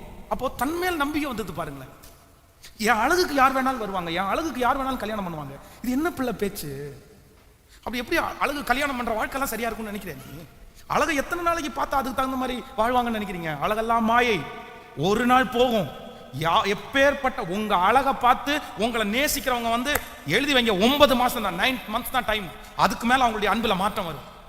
உங்க அழகை பார்த்தெல்லாம் வந்து உங்களை நேசிக்கிறவங்க அது நேசமா இருக்காது. அதெல்லாம் விரும்பாதீங்க. அப்படி பெருமை வந்துடவே கூடாது, வந்துடவே கூடாது. எப்பொழுதும் நம்ம என்னவா இருக்கணும்னா தாழ்மையா. ஹல்லேலூயா. உள்ள ஆலயத்துக்குள்ள வந்து யாராவது ஒருத்தர், பிரதர் காரை இங்கே நிப்பாட்டாதீங்க, இப்போ என்ன பாஸ்டருக்கு ஃபோன் பண்ணுவா, பாஸ்டருக்கு ஃபோன் பண்ணுவையா? இல்லை, பாஸ்டருக்கு ஃபோன் பண்ணி சொல்கிறேன், பாஸ்டர் நான் எப்படி தெரியுமா உங்களுக்கு? அவர் கார் வச்சு நான் கார் வச்சு ஒன்று தான் ஐயா போ. அப்படிதான் எல்லாத்துக்கும் சுருன்னு வந்துடுது.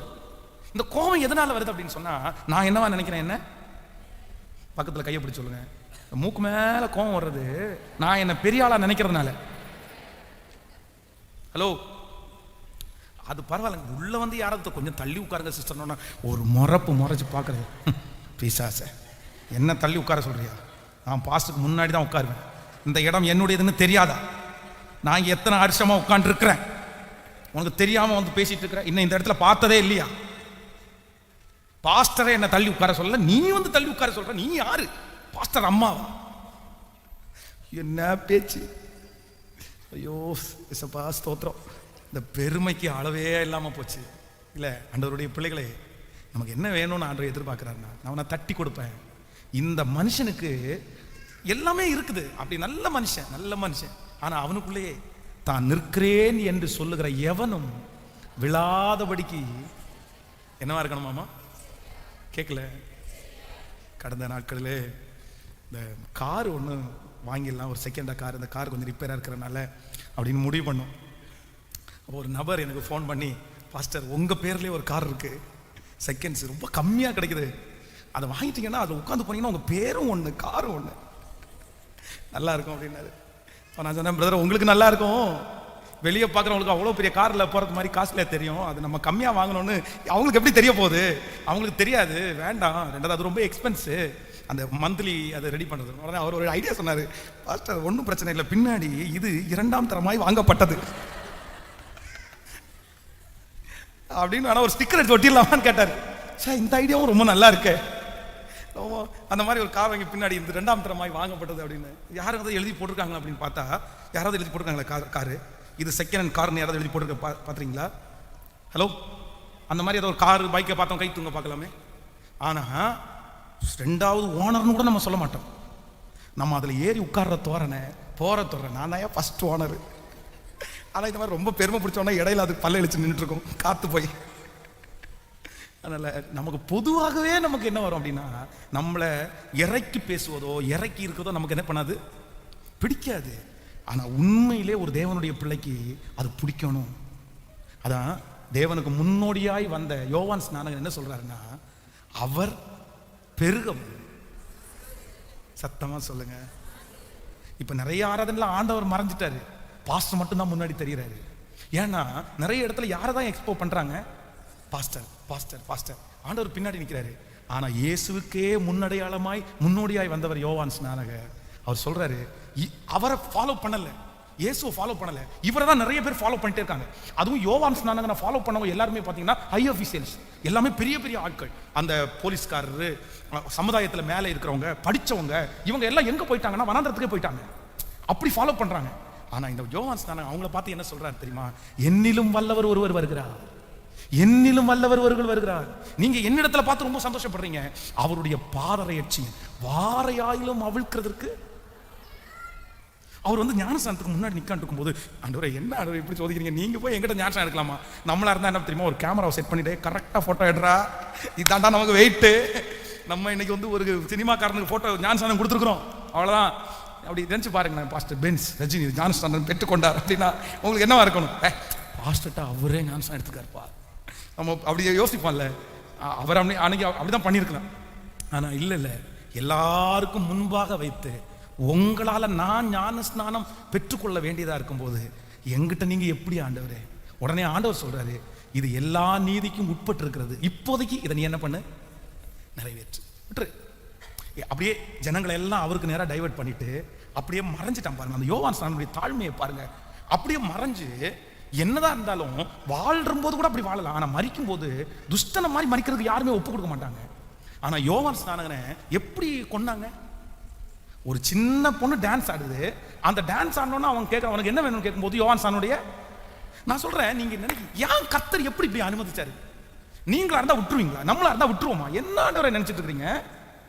ஆனா நான் சொல்றேன், அந்த யோவான் ஒரு வார்த்தை கூட ஆண்டவர்கிட்ட கேட்காம, நான் எப்படி போன் அப்படின்னா அப்படியே வான பரியந்தம் பெரிய ஆளா ஜனங்களுக்கு முன்னாடி பெரிய ஹீரோவா தெரிஞ்சவன் மரணத்துல இப்ப எப்படி தெரியறான் தெரியுமா? ஒரு கோழையை விட சமமா தெரியும். ஒரு ஒரு ஒரு துஷ்டனை போல ஒரு ஒரு இப்படிப்பட்ட ஒரு மரணம் வரலாமா? இப்படிப்பட்ட ஒரு மரணமே அந்த மாதிரி ஒரு ஒரு அப்படி மட்டமா இறங்கிட்டான். எப்படி இருக்கும் அவங்கள பார்க்குறவங்களுக்கு? நம்மளா இருந்தா ஏற்றுக்கொள்ளவே மாட்டோம். ஆனா யோவான் ஸ்நானகன், ஐ எம் ரெடி, நீர் பெருகவும். சத்தமா சொல்லுங்க. இப்போ உங்களை யோவான் ஸ்நானகனோட ஒப்பிட்டு பாருங்க சிஸ்டர், பிரதர். யோவான் ஸ்நானகனோட ஒப்பிட்டு பாருங்க பிரதர். உங்க தாழ்மை எப்படி இருக்குன்னு செக் பண்ணுங்க பிரதர், செக் பண்ணுங்க சிஸ்டர். எது வந்தாலும் நம்ம ஆடிடக்கூடாதுப்பா. எது வந்தாலும் எல்லாம் நம்மகிட்ட எல்லா நாளும் இருக்காது. பக்கத்துல இருக்கிற கையை பிடிச்சி சொல்லுங்க, எல்லாம் எப்போதும் நம்ம கூட இருக்காது. மனுஷங்க நமக்கு வேணும். சொல்லுங்க, எல்லாரும் சொல்லுங்க, மனுஷங்க நமக்கு வேணும். இது வந்த உடனே அவ்வளவுதான், மனுஷங்க வேண்டாம் தூக்கி போட்ட முடியாது. அல்லேலூயா. கையை உயர்த்தி சொல்லுங்க, என்னை தாழ்மையினால நிரப்பு.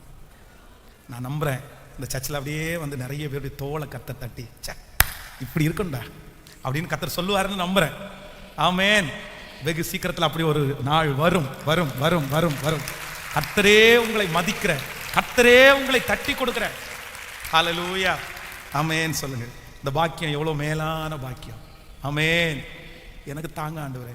நான் பிரசங்கம் பண்ணும்போதே நான் கேட்குறேன்ப்பா, நான் பிரசங்கம் பண்ணும்போதே கேட்குறேன், இந்த வார்த்தை எனக்கு ரொம்ப பிடிச்சிருக்கு ஆண்டவரே, நான் ரொம்ப ஆசைப்படுறேன் ஆண்டவரே, உங்க முகத்தை வந்து சந்திக்கிற வரைக்கும் நீர் எவ்வளவு உயர்த்தினாலும், எவ்வளவு பெரிய பெரிய ஆட்கள் வந்து லைன்ல நின்று இருந்தாலும் அப்படியே தாழ்மையா எல்லா மகிமையும் உங்களுக்கு அப்படியே செலுத்திட்டு அப்படியே மறைஞ்சு இருந்துட்டு அப்படியே உங்க கையை பிடிக்கிற அந்த நாளுக்கு என்னை ஆயத்தப்படுத்துங்க ஆண்டவர். சம்பவம் உங்களுக்கு இந்த வாசிக்கும் போதே உங்களுக்கு தெரிஞ்சிருக்கும்னு நினைக்கிறேன். ஆண்டவர் வந்து தன்னுடைய சீடர்களை பார்த்து கேட்கிறாரு, எப்பா என்ன எல்லாரும் யாருன்னு இந்த ஊர்ல வந்து என்னை யாருன்னு பேசிக்கிறாங்க. ஆண்டவர் வந்து அவங்க எல்லாருக்கும் முன்னாடி நான் தான் இயேசு, நான் தான் வந்திருக்கிறேன், நான் தான் வந்து அப்படின்னு சொல்லல. அவர் வந்து பிறந்ததே எப்படி பிறந்தார் அப்படின்னா, மாட்டு தொழுத்துல பிறந்துட்டாரு. ராஜாவுடைய வீட்டில் பிறந்துட்டார் அப்படின்னு நினைச்சாருன்னா இயேசு கிறிஸ்துவுக்கு நினைச்சுறேன்னு தெரியல, அவர் அப்படிதான் பிறந்தார். அவருடைய பிறப்பெல்லாம் அப்படி காமிக்கல. அப்போ வந்து இப்போ வந்து கேட்குறாரு, என்ன யாருன்னு சொல்றாங்க. ஒவ்வொருத்தரும் ஒவ்வொரு ஐடியா சொல்றாங்க. தீர்க்கதரிசி, யோவான் ஸ்நானகன், எலியா, ஒவ்வொருத்தரும் அப்படி பேசுகிறார். உடனே ஆண்டவர் சொல்றார், சரி எப்பா அவங்க எல்லாம் சொல்றது போட்டும்பா, இந்த கூட்டத்தில் நீங்க 12 பேர் இருக்கிறீங்க, நீங்க 12 பேரும் என்ன யாருன்னு சொல்றீங்கன்னு கேட்கிறாரு. அப்போ நம்மால் தான் ரொம்ப முத்திரி கொட்டாச்சே, எதுக்கும் ஒரு எப்படிதான் நிற்பாரு, நன்மையிலையும் ஃபர்ஸ்ட் நிற்பாரு, தீமையிலையும் ஃபர்ஸ்ட் நிற்பாரு. சிரிக்கணும்னாலும் அவர் தான், அழணும்னாலும் அவர் தான், கவுத்தணும்னாலும் அவர் தான் கட்டணும். எப்பவும் போல வழக்கமா சத்தமா கத்தி, இயேசுவே நீர் தேவனுடைய குமாரனாகிய கிறிஸ்து அப்படின்னு உடனே ஆண்டவருக்கு ரொம்ப பிடிச்சு போயிடுச்சு. ஆண்டவர் எதிர்பார்க்கவே இல்லை. அப்ப தட்டி கொடுத்து சொல்றாரு, சீமோன் பேதுருவே, இது நீயா சொல்லல, உனக்கு யார் வெளிப்படுத்தி இருக்கிறாருன்னா தேவாவியானவர் உனக்கு வெளிப்படுத்தி இருக்கிறார். அப்போ உன் கூட இப்பவே ஆவியானவர் பேச ஆரம்பிச்சாரு, தட்டி கொடுக்கிறாரு. அப்போ நம்பர் 3, மூன்றாவது ஆண்டவர் யாரை தட்டி கொடுக்கிறார் அப்படின்னா, இந்த உலகத்திலே இருக்கிற எல்லாவற்றை குறித்து எல்லாரை குறித்த அறிவு உங்களுக்கு இருக்கலாம். அந்த அறிவுள்ளவங்களை இந்த உலகம் தட்டி கொடுக்கும். உனக்கு எல்லாம் தெரியும், உனக்கு எல்லாம் தெரியும். ஆனா ஆண்டவர் யாரை தட்டி கொடுப்பார் அப்படின்னா, இந்த உலகத்திலே இருக்கிற எல்லாத்தையும் அறிஞ்சவங்கள இல்ல. யார் அறியணும் சொல்லுங்க, பக்கத்தில் இருக்கிற கையை பிடிச்சி சொல்லுங்க, கர்த்தரை நீ அறியணும். சொல்லுங்க, கர்த்தரை அறியணும். பிரதர், ஒரு சீக்ரெட் ஒன்று கத்துக்குங்க. ஆண்டவரை பற்றி தெளிவாய் அறிந்த ஒரு மனுஷனுக்கு இந்த உலகத்தில் இருக்கிற எல்லா அறிவும் அவனை தேடி வரும். நான் 100% சொல்றேன். அது அந்த பாட்டு பாடும்போது கூட பெர்க்மன் சார் ரொம்ப அழகா பாடுவாரு, இன்னும் உம்மை அறியணுமே, இன்னும் உம்மை அறியணுமே, இன்னும் கிட்டி சேரணுமே, இன்னும் கிட்டி சேரணுமே. ஆமென். மனுஷங்களை குறித்து எனக்கு அறிகிற அறிவே இல்லை பாஸ்டர், எல்லாரும் என்னை ஏமாத்துறாங்க பாஸ்டர், எல்லாரும் என்னை எள்ளி நகையாடுறாங்க பாஸ்டர் அப்படின்ற கேரக்டர் உங்களுக்கு இருக்கா? நீங்க ஆண்டவரை ரொம்ப நல்லா அறிஞ்சிருங்க. ஆண்டவரை அறிஞ்ச ஒரு மனுஷனுக்கு மனுஷங்க யாருன்றத கர்த்தரே சொல்லி கொடுப்பாரு. ஏன்னா மனுஷங்களை உருவாக்குறவர் கர்த்தர், மனுஷன் இந்த உலகத்துல வைத்திருக்கிறவர் கர்த்தர். அல்லேலூயா. ஸோ மூன்றாவது, இந்த உலகத்திலே பரலோகம் தட்டி கொடுக்குற மனுஷன் யார் அப்படின்னா, தேவனை குறித்து அறிகிற அறிவு. அல்லேலூயா. கொஞ்சமாவது ஆண்டவருடைய பிள்ளைங்க ஆண்டவரா அறிகிற அறிவுக்கு முக்கியத்துவம் கொடுங்க. உங்களை பற்றி எனக்கு தெரிஞ்சுக்கணும் ஆண்டவரே, எனக்கு ஆசையா இருக்கு ஆண்டவரே, சொல்லி கொடுங்க. நீங்க யாருப்பா? நீங்க யார்? யாராவது கேட்டிருக்கீங்களா நீங்க யாருப்பா? நீங்க எனக்கு என்னவா இருக்கிறீங்க ஆண்டவரே? நான் உங்களை என்னன்னு கூப்பிடணும் ஆண்டவரே, எனக்கு சொல்லி கொடுங்க ஆண்டவரே. இந்த சூழ்நிலையில எனக்கு யாரா இருக்கிறீங்க ஆண்டவரே? இந்த பிரச்சனையில் நீங்க எனக்கு யாரா இருக்கிறீங்க ஆண்டவரே? இப்படி எல்லாம் கேட்டிருக்கீங்களா? உண்மையிலே நான் நம்புகிறேன், இந்த பலிபீடத்துல இருந்து நிறைய கேட்டிருக்கிறேன். கற்றுத்தாருமாப்பா, கற்றுத்தாரு. அப்படியே போய் உட்கார்ந்து முழங்கால் படிட்டுல கீழே உட்காந்து, ஆண்டவரே உங்களை குறித்து எனக்கு சொல்லித்தாங்கப்பா, நீங்க யாருப்பா? அப்பதான் நான் அன்புள்ள தேவன் அப்படின்னு காமிப்பார் ஆண்டவர். நான் உனக்காக மரிச்சேன், நான் உனக்காக பாடுபட்டேன். ஒன்னொன்னா ஒரு பாட்டு இருக்கு, அருமையான வெஸ்லி ஐயாவுடைய பாட்டு, எனக்கு ரொம்ப பிடிச்ச பாட்டு, உங்களுக்கு தெரியும்னு நினைக்கிறேன். இந்த கர்த்தரை ருசித்து பாருங்கள், அவர் மேல் நம்பிக்கையா இருக்கிற மனுஷன் வாக்கியவான். அது ஒரு டேஸ்ட், அது ஒரு டேஸ்ட். வாலிப மகன்களுக்கு மகள்களுக்கு எல்லாம் சொல்றேன், இந்த உலகத்தினுடைய சந்தோஷம் என்னப்பா பெரிய சந்தோஷம், இந்த உலகத்தினுடைய மகிழ்ச்சி என்னப்பா பெரிய மகிழ்ச்சி. இந்த மகிழ்ச்சிக்குள்ள நீ வந்து பாரு. இதற்கு ஈடான மகிழ்ச்சியை உலகத்துல எங்க போனாலும் உனக்கு கிடைக்காது. எங்க போனாலும் நீ பார்க்கவே முடியாது. வா, அவர் சந்தோஷப்படுத்துவாரு, அவர் காயம் கட்டுவாரு, அவர் கண்ணீர் துடைப்பாரு. ஐயோ, அந்த ஆறுதல் சொல்லி முடியாத ஆறுதலா இருக்கும். அவ்வளோ ஆறுதலா இருக்கும். இயேசு ஆறுதல் படுத்துறதை நீங்க பார்த்தீங்க அப்படின்னு சொன்னா கண்ணுல இருந்து அப்படியே தாரதாரியா கண்ணீர் கொட்டும். ஆனா மனசுக்குள்ள ஒரு சமாதானம் வரும் பாருங்க. ஐயோ, அது எவ்வளவு கோடி கொடுத்தா கூட அந்த சமாதானம் கிடைக்காது. அது உணர்ந்தவங்களுக்கு மட்டும்தாங்க தெரியும். இன்னொன்னு, அவர் திட்டுவாரு பாருங்க. ஸோ நமக்கெல்லாம் மற்றவங்க திட்டுனா என்ன வரும்? கோவம் வரும். ஐயோ, அவர் திட்டுனா இன்னும் கொஞ்சம் திட்டுங்க ஆண்டவர் என்ற மாதிரி இருக்கும். அவ்வளோ அழகா. சே, அதெல்லாம் எவ்வளோ பெரிய ரசனை இல்லை? சே, அவர் கிரேட். ஆமென். என் சரியான காதலன், என் சரியான காதலி இயேசு. ஆமென். அந்த அளவுக்கு அவரை ரசிக்கிறேன் நான். ஆமென். அல்லேலூயா. சே, எவ்வளோ நல்லவர். ஸோ கர்த்தர் பெரியவர். அதனால நம்ம என்ன பண்ணணும்னா, நம்பர் 3, பரலோகம் தட்டி கொடுக்குற 3வது பர்சன் யாருன்னு கேட்டா அவங்க வந்து தேவனை அறிகிறவர். ஸோ நம்பர் 4, 4வதாக ஒரே லைன் முடிச்சிடறேன். ஆதியாகமம் 22ஆம் அதிகாரம் 16வது வசனம் வாசிடலாம்.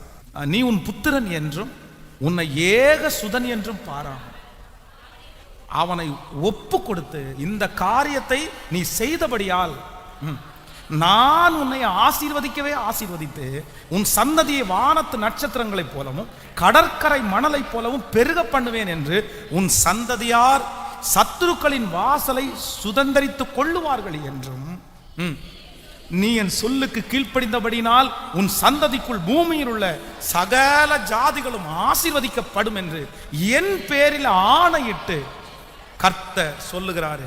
4th 4வது ஆண்டவர் வந்து ஒரு மனுஷனை தட்டி கொடுக்குறாரு, ஒரு பரிசுத்தவனை தட்டி கொடுக்குறாரு. சூப்பரா அப்படின்றாரு. யார் அப்படின்னா, எனக்கு ரொம்ப ஆச்சரியமா இருக்குது. தன்னுடைய பிள்ளை என்ன பண்றாரு அப்படின்னா, அப்படியே பலிபீடத்துல கடத்தி கத்தியா அப்படியே தூக்கும் போது, நிறுத்து, நீ என் சொல்லுக்கு கீழ்ப்படிந்தபடியா அப்படின்னு சொல்லிட்டு லிஸ்டா அடிக்கிட்டே போறாரு. உனக்குள் உன் வம்சம் ஆசீர்வதிக்கப்படும், நீ நடந்து போ, உனக்கு எல்லாத்தையும் நான் தந்துருவேன். அப்பா, ஆபிரகாமுக்கு ஆண்டவர் கொடுத்த ஆசீர்வாதம் வந்து மிகப்பெரிய ஆசீர்வாதம். உன் சந்ததி எப்படி இருக்கும், உன் பிள்ளை எப்படி இருக்கும், உன் வம்சம் எப்படி இருக்கும், நீ எப்படி இருப்ப, மனைவி எப்படி இருப்பாங்க, எல்லாத்தையுமே சொல்லி முடிச்சிட்டாரு. அவ்வளோ சந்தோஷம் ஆண்டவருக்கு. அவனை பார்த்த உடனே அவருக்கு ரொம்ப பிடிச்சி போச்சு. என்னன்னு நான் நம்பிக்கிறேன், அவருக்கு என்னன்னு சொல்லவே தெரியல. ஆண்டவருக்கு என்னன்னே சொல்லி தெரியாம அவன் தோலை தட்டி கொடுத்து, நான் இதை உன்கிட்ட எதிர்பார்க்கவே இல்லடான்னு சொல்லிட்டு ஆசீர்வாதத்தை அப்படியே அள்ளி இறக்கிறாரு. போடா, வச்சுக்கடா அப்படின்ற மாதிரி இருக்கு பாருங்களேன். அப்ப அந்த அளவுக்கு அவருடைய இருதயத்தை குளிர பண்ணது என்ன அப்படின்னு சொன்னா, நீ உன் புத்திரன் என்றும் உன் ஏக சுதன் என்றும். அப்படின்னா எனக்கு பிடிச்சிருக்குது. ஆனா ஆண்டவர் கேட்கிறாரு, நான் நோ சொல்லாம எந்த மறு உத்தரவும் சொல்லாம, உனக்கு பிரியம் இல்லைன்னா, உங்களுக்கு சித்தம் இல்லைன்னா, என்கிட்ட இருக்க வேணாம் நீங்க விரும்புனீங்கன்னா, எனக்கு என் பிள்ளைய விட, என் பாசத்தை விட, என் மரியாதையை விட, என்னை சுற்றி இருக்கிற சூழ்நிலையை விட எனக்கு நீங்க தான் ஆண்டவரே முக்கியம்னு அப்படி சொன்ன உடனே ஆண்டவர் அப்படி பிரமிச்சு போயிட்டார். எப்படா இப்படி ஒரு பிள்ளை, நீ புத்திரன் என்றும் கேட்கல. இந்த உலகத்திலேயே எல்லா தோல்வியையும் சமாளிச்சிடலாம். இந்த உலகத்திலேயே ஜெயிக்க முடியாத ரொம்ப கஷ்டமான ஒரு தோல்வி என்னன்னா, உண்மை காதல். பொய் காதல் இல்லை. இன்னைக்கு இருக்கிற காதல் எல்லாம் கிடையாது. இன்னைக்கு விடிஞ்சா ஒருத்தனை செலக்ட் பண்ணிக்கிறான். நேற்றைக்கு வரைக்கும் அந்த அஃபேர்ல இருந்தா இன்னைக்கு இந்த வேற அஃபேர்ல இருக்கானு. இன்னைக்கு உலகம் ரொம்ப மாறிடுச்சு. நீ நினைக்க மாதிரிலாம் கிடையாது. இந்த பிள்ளைகளுக்கெல்லாம் இன்னைக்கு காதல் தோல்வியிலேருந்து வெளியே வர்றதுக்கு நம்ம ஒன்றும் டீச் பண்ண வேண்டிய அவசியமே கிடையாது. அவனே ஓகே ரைட் பார்த்துக்கலாம் டாட்டா அந்த மாதிரி வந்துட்டாங்க. இல்லை, இந்த ஜென்ரேஷன் வந்துட்டாங்க. ஆனால் போன ஜென்ரேஷன் தெரியுமா, 90 கிட்ஸு இல்லை பா, பைத்தியம்னா பைத்தியம். அவனை பார்த்தாலே ஸோ ஏண்டா டேய் கொஞ்சமாவது அப்படி பண்ணுவான் பாருங்களேன். லவ் பண்ணி முடிச்சுட்டு ஒருவேளை அந்த பொண்ணு பேசலைன்னா, அந்த பையன் பேசலைன்னா, அவன் பண்ணுற ஆக்ஷன் இருக்குதே, நமக்கு அவ்வளோ வெறுப்பு வரும். ஏன்டா இப்படி பண்ணிட்டு இருக்கிற அப்படின்னு தோணும். நான் செத்துற வாடா, நான் கையை அறுத்துற வாடா அப்படின்னு பிளேடை வச்சு நின்றுட்டு இருப்பான். நான் கையை அறுக்கிறேன், ஒரு கயிறை வச்சு மாட்டிடுவான்னு கேட்குறான். எப்படி இது பயங்கரமாக போனோம். ஏன்னா அது வந்து அது உண்மை காதல், ரொம்ப நேசம். இந்த ஈசாக்கு மேல ஆபிரகாம் வச்சிருந்த நேசம் வந்து பொய்யான காதல் இல்லை. என்ன காதல்னா உண்மையான காதல். ஏன்னா 100 years இல்லை, வாக்குத்தத்தத்திற்காகவே 25 வருஷம் வெயிட் பண்ணியிருக்கான்ல. 25 இயர்ஸ் ஒவ்வொரு நாளும் எனக்கு கிடைச்சிரும், கண்டிப்பா கிடைச்சிரும். நம்பி 25 வருஷம் தாண்டி கிடைக்குது பாருங்க. அப்ப அந்த 25 வருஷத்தினுடைய எதிர்பார்ப்பு அவன் கையில கிடைக்கும் போது அப்படி பொண்ணு மாதிரி கிடைக்குது. அதுவா அந்த பையன் தங்கமான பையன். நமக்கு பெத்தா அந்த மாதிரி ஒரு பிள்ளைய பிறக்கணும். என்ன பையன் சார், அவங்க அப்பா தலைக்கு மேல எடுத்து வச்சுட்டா, சரிங்கப்பா வாடா வாப்பா படுத்த கையை கட்டும்போது அதான் வாய் தரவாத ஆட்ட போல படுத்து கிடக்குறான் பாருங்க. இயேசு கிறிஸ்துக்கு முன்னடையாளமா அது பேசப்படுது. அப்படியே எப்படி இருக்கும்? நம்ம வாலிய பசங்களா விடுவாங்களா? டே களவா கொன்றும் நான் சொல்ல மாட்டேன். இன்னைக்கு நம்ம குமரனா இருக்கிறோம். ஆனா அவரு அன்னைக்கு 100 வயசுன்னு போது கலவன் தானே அவரு. விடுவான நம்ம பசங்க சும்மா. இன்னைக்கு முடி நரைச்சாலே டேடி என்ன நரைச்சிருச்சு உங்களுக்கு, வயசாயிட்டீங்க போல அப்படின்றானுவா. இல்ல 2 முடி நரைக்க வேண்டிய அதுக்குள்ள சொல்றானுவா, போச்சு போல டேடி முடிஞ்சிச்சு, இனி நாங்க தான் டேடி அப்படின்றானுவா. அப்போ விட்டா வச்சிருப்பானுவா. அவ்வளோ என்ன கிழவன் இப்படி என்ன பண்றான், நான் விட மாட்டேன், விடுற ஒன்ன கட்டி இப்ப பலி செலுத்துறான் பாரு. நான் இயேசுக்கு பலி செலுத்தணுமா? என்ன நீ தான் வேண்டிய போக வேண்டிய வயசாச்சு என்னென்ன யோசிப்போம். ஆனா அப்படி நல்ல பிள்ளை. ஆனா எப்படி இருக்கும் அந்த பாசம், எப்படி இருக்கும்? ஏத்து பேசாத ஒரு பிள்ளை, கீழ்ப்படிதல் உள்ள பிள்ளை, 25 வருஷம் வெயிட் பண்ணி கிடைச்ச பிள்ளை, ஆசையாய் இதுவரைக்கும் யாரையும் இப்படி நேசிச்சதில்ல. தன்னுடைய ஃபர்ஸ்ட் பெரிய லவ் புத்திரன் ஏகசுதன். அந்த ஏகசுதன் என்கிற அந்த வார்த்தையை நீங்க போய் போட்டு பார்த்தீங்கன்னா அதுக்கு நிறைய அர்த்தம் வருது. அந்த அர்த்தம் எல்லாம் பார்த்தீங்க அப்படின்னா ஒரு உண்மையான காதலனுக்கு இருக்கிற அந்த அர்த்தம் அவ்வளோ லவ். ஆண்டவர் கேட்குறாரு, கொண்டு வந்து செலுத்துறியா அப்படின்னு. உடனே சரியாண்டவரே உங்களுக்காக விடுற ஆண்டவரே, உங்களுக்கு சித்தம் இல்லைண்ணா பரவாயில்ல அப்படின்னு தன்னுடைய மனைவியிட்ட சொன்னா அவங்க தடுத்துருவாங்களோன்னு சொல்லி, நம்மளா இருந்தா இப்படி ஒரு குறுக்கு புத்தியை யோசிச்சிருப்போம். போய் எதுக்கு சாராள்கிட்ட சொல்லிடுவோம், சாராள் இயேசு மாதிரி நின்ட்டாருன்னா அழகா நம்ம தப்பிச்சிடலாம். ஆண்டவரே நான் கண்ணு தான் நினைச்சேன், இந்த பாருங்க இது குறுக்க நிற்குது, அதை உயிரை எடுத்துட்டு வேணா நமக்கு அந்த பிளான் போயிருக்காதா? கண்டிப்பா யோசிப்பீங்க நீங்க எல்லாம். நானே யோசிச்சிருப்பேன் இந்த மாதிரி ஒரு பிளான் போட்டு அழகா தப்பிச்சிடலாம் அப்படின்னு. ஆனா அந்த எண்ணம் கூட வராம இல்ல அவள்கிட்ட சொன்னா ஒருவேளை தடுத்து நிறுத்திடுவாளோன்னு நினைச்சு சாராள் அம்மாட்ட கூட சொல்லாம இயேசு சொல்லிட்டார்ல, ஆண்டவர் சொல்லிட்டார்ல நான் இழக்கிறதுக்கு ரெடின்னு சொல்லி அப்படியே போய் பலிபீடத்தில் கிடக்கும் போதுதான் என் ஆண்டவருக்கு ரொம்ப பிரியம் வருது. அப்படியே வாக்கு தத்தத்தையா அள்ளி விதைக்கிறாரு.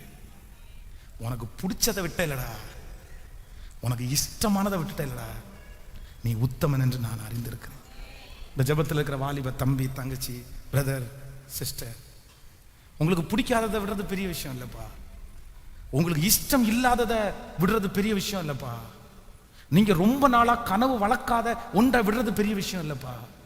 ஆனா அவ்வளவு கனவை வளர்த்து அவ்வளோ ஆசையா முழுக்க அதையே நம்பி இது எனக்கு வேணும், இது எனக்கு கர்த்தர் தரணும்னு அதுக்காக திட்டம் போட்டு அழகா அதற்கான காரியத்தை எல்லாம் உண்டு பண்ணி இதுதான் என் ஃபியூச்சர், இதுதான் என் வாழ்க்கை, இதுதான் என் வெற்றின்னு ஆயிரக்கணக்கான சிந்தையை உள்ள வச்சுட்டு அதான் ஆண்டவர் வேண்டாம், இது எனக்கு சித்தம் இல்லை, நீ எனக்கு பிடிக்கல, எனக்கு நீ ஸ்பெஷலான பிள்ளைன்னு சொல்லும் போது அதை விடக்கூடிய தைரியம் மட்டும் உனக்கு இருந்துச்சுன்னா பரலோகத்தின் தேவனாகிய கர்த்தர் தோளை தட்டி இதாண்டா எனக்கு வேணும், இது போதும்டா. இன்னைக்கு யார் இருக்கீங்க?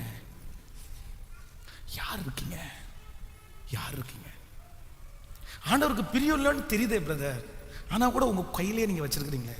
ஆண்டவர் எத்தனை டைம் சொல்லிட்டாரு வேணாடா, இதை நீங்க பண்ணும் போதெல்லாம் நான் ரொம்ப வருத்தப்படுறேன், இதை செய்யும் போதெல்லாம் நான் உனக்கு ரொம்ப வருத்தப்படுறேன், எனக்கு பிடிக்கல, நீ இதை விட மாட்டியா, இதை தூக்கி போட மாட்டியா, நீ இப்படி பேசுறத நிறுத்த மாட்டியா, நீ இதை செய்யறத நிறுத்த மாட்டியான்னு எத்தனை டைம் ஆண்டவர் உங்கள்கிட்ட பேசிட்டே இருக்கிறாரு.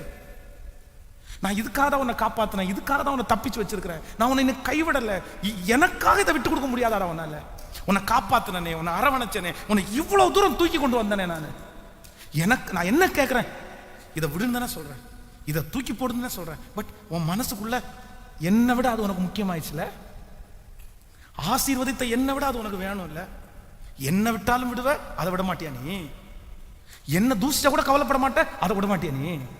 இந்த ஜெபத்தில் இருக்கிற நிறைய பேர்கிட்ட ஆண்டவர் இந்த ஏக்க குரலோட பேசிட்டே இருக்கிறாரு, என்னைக்கு விடுவ நீ, ஆஃப்டர் அதை விட முடியல உனக்கு, நீ உண்மையான பாசம் வச்சு நீ நேசிச்சியே, நீ லவ் பண்ணிட்டு இருந்தியே, இல்லைன்னா நீ ஏதாவது ஒருத்தரை நேசிக்கும் போது அந்த நபருக்காக நீ எத்தனை விட்ட.